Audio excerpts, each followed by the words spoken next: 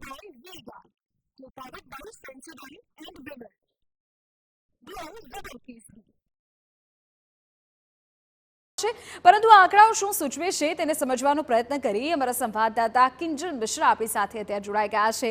કિંજલ, આમ જોવા જઈએ તો બનાસકાંઠાને બાદ કરતા એક પણ બેઠક એવી નથી કે જ્યાં ગત વખતની સરખામણીમાં આંકડો વોટિંગ પર્સન્ટેજ વધ્યા હોય, પરંતુ વલસાડમાં પણ આ વખતે જો આ વખતની તુલના કરીએ તો વધારે મતદાન થયું છે, ભરૂચમાં થયું છે. આ બધા આંકડાઓ શું સૂચવે છે અત્યારે? જોગી થયું રે દિલ ઝૂમે જુઓ મત મસ્ત થયું રે કેસરિયાથી મન જોગી થયું રે હર પળ મનાવો કેસરી ત્યોહાર. વિમલ, બોલો જુબાન કેસરી.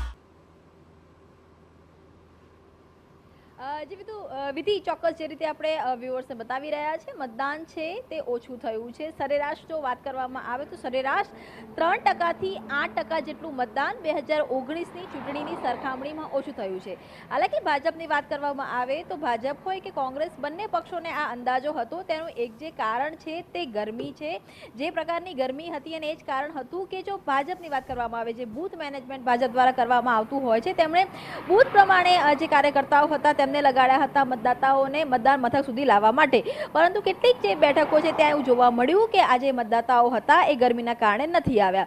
બીજી તરફ કોંગ્રેસની વાત કરવામાં આવે તો કોંગ્રેસ તરફથી પણ ચૂંટણીમાં ક્યાંક ને ક્યાંક કમબેક કરવાનો પ્રયાસ છે તે કરવામાં આવ્યો. વિધિ, ગુજરાતની વાત કરવામાં આવે તો ગુજરાતમાં ભાજપે સ્પષ્ટતાથી કીધું છે કે તે હેટ્રિક કરશે, તેની જે લીડ છે તે લીડ આવશે. પરંતુ આપ જુઓ કે કાલે લીડની વાત કોઈએ નથી કરી, કેમ કે જે પ્રકારનું મતદાન થયું છે તેમાં હજુ પણ ભાજપ આશાસ્પદ છે કે તમામ જે બેઠકો છે તેની પર હેટ્રિક વાગવાની છે. 25 જે બેઠકો છે તે ભાજપના ખાતામાં જશે. તેનું કારણ છે કે ભાજપ પાસે પોતાનું જે ઇન્ટરનલ મોનિટરિંગ સિસ્ટમ હોય છે કે જેની અંદર સોસાયટી દીઠ કેટલા વોટ પડ્યા છે, કેટલા વોટ નથી પડ્યા, કયા વોટ નથી પડ્યા, તો એ કયા વોટર્સ છે, તો એ તમામ જે રિપોર્ટ હોય તેમની પાસે હોય છે. હાલાકી કોંગ્રેસને એવું સ્પષ્ટ માનવું છે કે વલસાડમાં તે સારી ફાઇટ આપશે. બનાસકાંઠા સ્વાભાવિક છે કે પહેલા દિવસથી ફાઇટની અંદર બેઠક હતી, ત્યાં સારી ફાઇટ આવશે. આ તરફ સૌરાષ્ટ્રની જો વાત કરવામાં આવે તો સુરેન્દ્રનગરની વાત કરવામાં આવે કે પછી અમરેલીની વાત કરવામાં આવે, બંને બેઠકો પર આશાસ્પદ છે. કોંગ્રેસનું માનીએ તો 6 બેઠકો એવી છે કે જેમાં કોંગ્રેસ આશાસ્પદ છે કે ત્યાં સારી ફાઇટ આવી શકે છે અને ખાતું ખુલી શકે છે.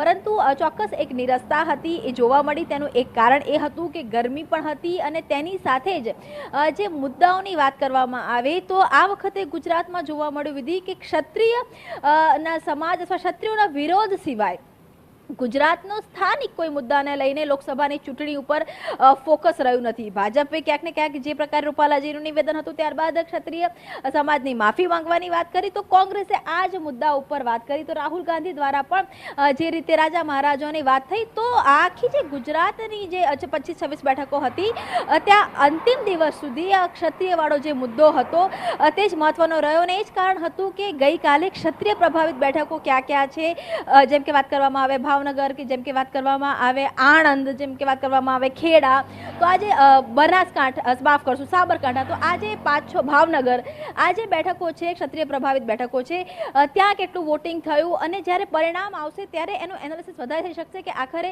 આજે ક્ષત્રિય સમાજ હતો, જે પ્રકારની નારાજગી હતી, વડાપ્રધાન જે રીતે જામ સાહેબને મળ્યા, પાઘડી પહેરી, ત્યારબાદ જે એક અપીલ આપવાનો પ્રયાસ હતો, બીજી તરફ રાહુલ ગાંધીવાળું ફેક્ટર હતું, તમામ ફેક્ટરો કેટલી અસર કરે છે તે 4 જૂને ખબર પડશે. પરંતુ હા, મતદાન છે તે ઓછું થયું છે.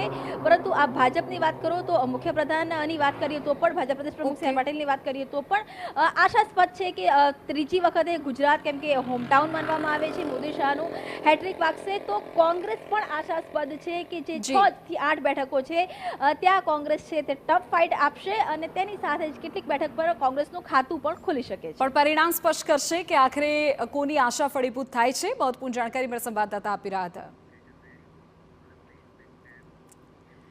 Powered by Vega, powered by Sensodyne and Vimal.